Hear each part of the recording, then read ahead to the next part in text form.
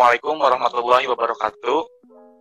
Halo semuanya, kembali lagi dengan podcast kali ini dari kelompok 1 yang beranggota saya sendiri, Wawan Ridwan, dan 2 orang teman saya yang adalah di sini ada Irfan Kautsar dan Arif Sugandawan. Oke teman-teman, hari ini kita mau ngebahas mengenai salah satu industri yang lagi naik daun beberapa tahun ke belakang. Dan ternyata Indonesia juga memiliki prestasi di industri tersebut. Apakah industri ini? Yang kita akan bahas adalah tentang finansial teknologi atau lebih dikenal dengan fintech. Dan pada kali ini kita akan mendengarkan sharing-sharing langsung dengan narasumber. Beliau ini merupakan seorang pengusaha, masih muda, keren. Nah, sekarang langsung aja ya teman-teman untuk sambut yang bernama Salman Faruqi. Nah, halo Salman, apa kabar? Alhamdulillah baik. Nah, oke teman-teman, ini adalah seorang wirausaha muda ya yang bernama Salman. Nah, terima kasih ya untuk Salman Faruqi yang udah mau meluangkan waktunya untuk ngobrol-ngobrol, sharing-sharing gitu tentang fintech ini. Nah, para pendengar semuanya, berbicara tentang era digital, maka kita tidak akan pernah lepas dari yang namanya financial technology atau biasa kita sebut dengan fintech. Financial technology ini juga merupakan sebuah inovasi terbaru dari adanya 4.0. By the way, gue mau nanya, sebelum kita ngebahas dari poin-poin itu, kira-kira menurut Salman seberapa penting kita perlu melek tentang financial technology? Menurut gua sendiri, jadi di zaman sekarang itu zaman modern dan di era digital, serba digital, tuh kita sebagai kaum milenial itu wajib memakai fintech untuk sebagai transaksi, sebagai investasi. Itu sekarang semua serba digital karena sebelum adanya fintech dan sebelum fintech ini maju, kita untuk investasi aja susah dan untuk berbagai transaksi aja itu juga cukup sulit. Dan sekarang juga karena era sudah sangat-sangat maju, jadi kita apa aja itu serba mudah asal kita juga memanfaatkan kondisi dan situasi yang sekarang sudah sangat maju ini. Ya, sebelumnya ada suaranya nggak? Ya, oke, baik. Jadi tadi menurut Salman tersendiri bahwa finansial teknologi ini sangat penting ya, bisa disimpulkan sangat penting. Nah, oke, baik. Jadi itu gimana pentingnya kita melek tentang fintech, apalagi nih pengusaha gitu ya, seperti Salman. Mungkin selanjutnya kita akan coba membuka wawasan pendengar tentang masyarakat Indonesia yang masih awam terhadap fintech tersebut. Nah, karena banyak nih yang sekarang image-nya yang terjadi adalah ketika kita sebut fintech itu pasti kebanyakan orang itu yang mengira bahwa fintech itu dikenal dengan negatif. Misalnya nih dari dengan adanya bunga yang tinggi, terus sampai adanya teror-teror kayak gitu. Nah, kalau menurut Salman tersendiri nih, bagaimana mengenai fintech yang lebih dikenal dengan dari sisi negatifnya? Menurut gue sendiri sih emang benar-benar gak direkomendasikan sih dari gue sendiri. Karena emang gue juga mengalami mengalami efeknya dari pinjaman, contohnya pinjaman bank, dan sekarang juga banyak pinjaman-pinjaman online, aplikasi yang mengiklankan di YouTube, di Google Ads, itu banyak aplikasi-aplikasi pinjaman online. Dan emang mereka itu bunganya juga lumayan besar, dan menurut gua menyiksa juga untuk UMKM. Jadi ya untuk UMKM sendiri, untuk masalah pinjaman online dan sejenisnya seperti itu nggak direkomendasikan dari gue sendiri, karena emang benar-benar efeknya juga sangat menyiksa. Oke, mungkin dari Salman tadi mengenai masalah hal negatifnya tentang fintech, bisa disimpulkannya tidak setuju gitu ya dengan adanya peminjaman uang online itu, karena disebabkan bisa mengurangi kepercayaan para peminjam gitu. Soalnya kan peminjaman online itu bunga-bunganya itu sangat besar ya. Nah, selanjutnya kita langsung bahas aja ya ke perkembangan fintech di Indonesia nih.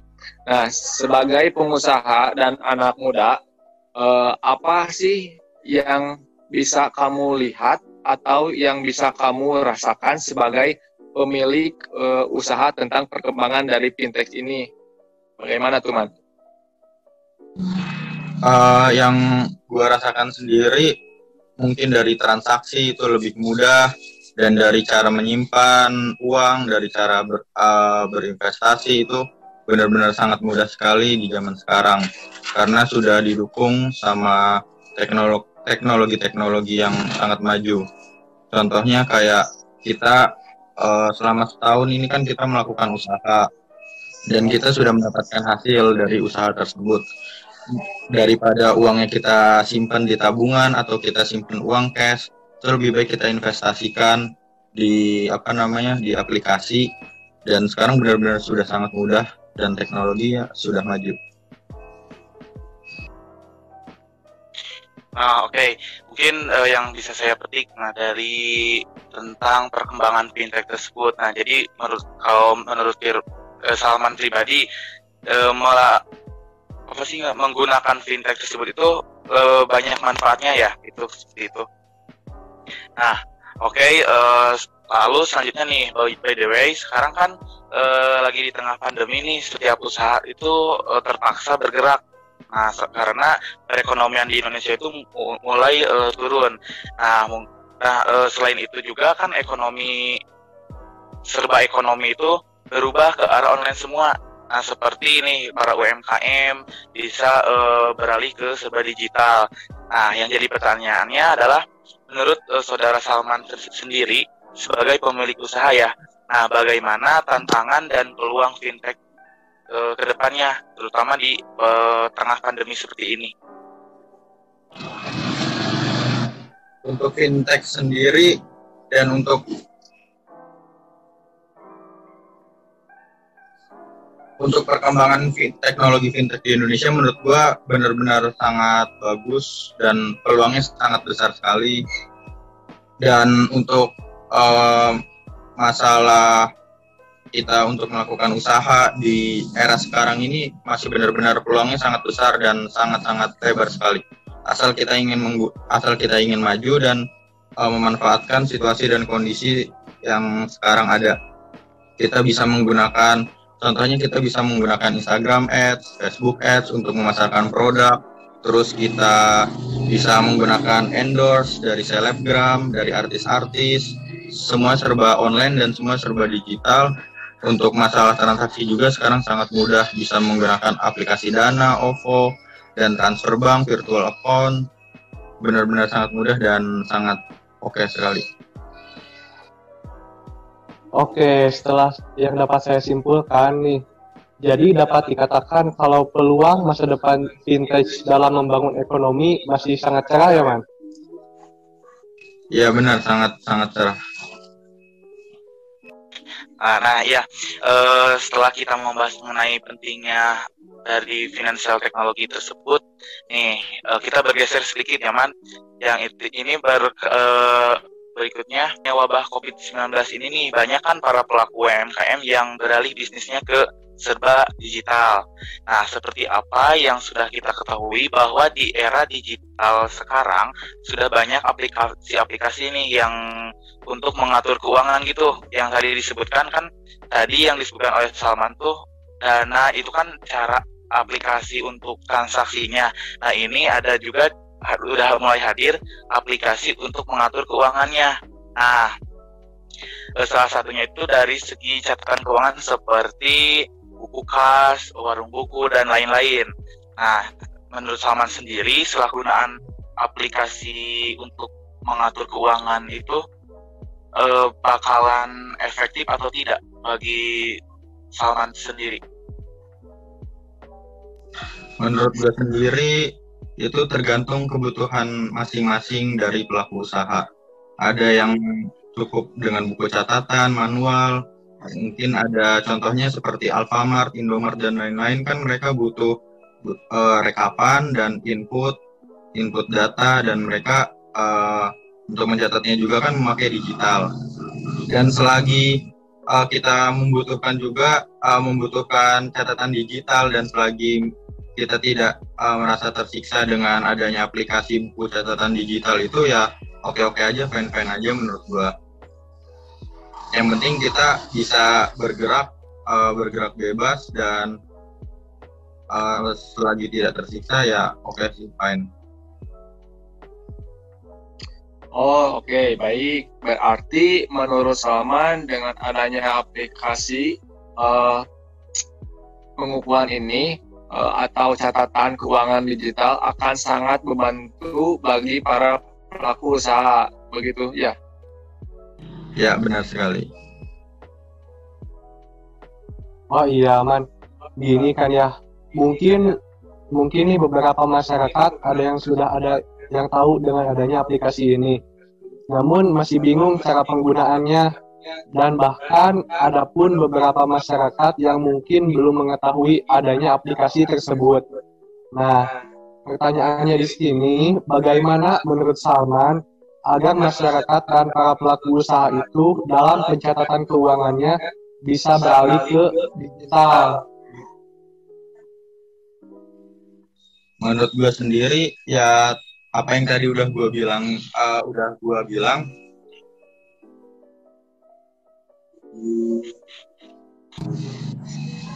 setiap usaha itu kan mempunyai porsi yang berbeda-beda.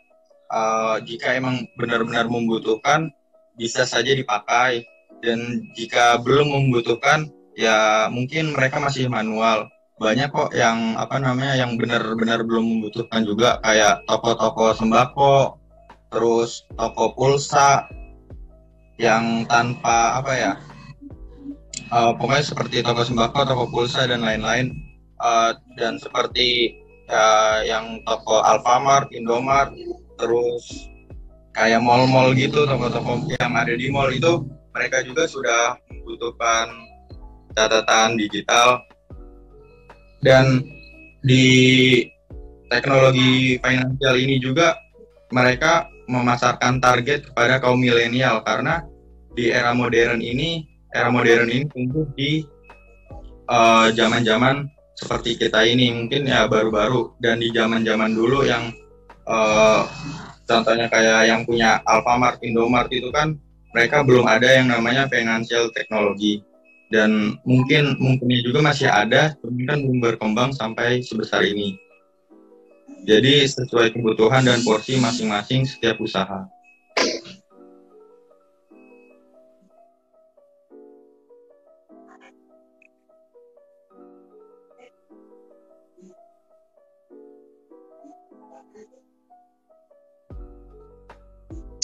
Oh, oke. Jadi gini aja ya, Man. Kan di sini menurut Salman nih, setuju atau enggaknya, kita kan lagi membahas finansial teknologi nih. Di dalam finansial teknologi ini tidak hanya membahas tentang pencatatan keuangan secara digital saja. Nah, namun ada juga seperti pembayaran secara digital, non digital. Nah, adapun menyatakan bahwa pembayaran digital lebih aman daripada tunai gitu. Nah, menurut Salman, dari pernyataan tersebut, apakah Salman setuju atau tidak nih? Menurut gue sendiri ya setuju aja. Tapi tergantung sebelum kita memilih melakukan pembayaran digital ini, kita harus pintar-pintar memilih aplikasi, karena sekarang banyak aplikasi yang bodong juga, yang tidak diawasi oleh OJK dan lain-lain. Banyak kok yang seperti itu. Jadi sebelum kita melakukan transaksi digital atau melakukan deposit, melakukan uang dari cash ke digital itu, kita harus pintar-pintar memilih aplikasi yang kita akan pakai.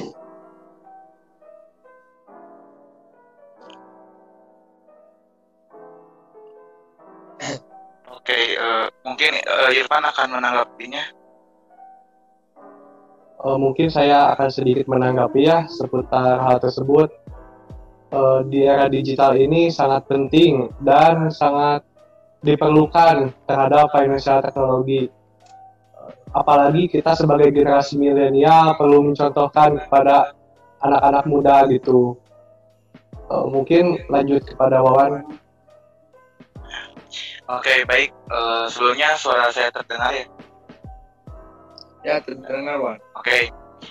Teman-teman ya, berhubungan waktu udah mulai habis. Terima kasih yang telah bergabung di podcast kami kali ini. Nah, saya akan memetik dari apa yang disampaikan oleh narasumber kita kali ini. Nah, bisa saya simpulkan bahwa apa yang disampaikan oleh narasumber kita kali ini tentang finansial teknologi itu sangat penting pada era digital dan memiliki banyak manfaatnya juga ya.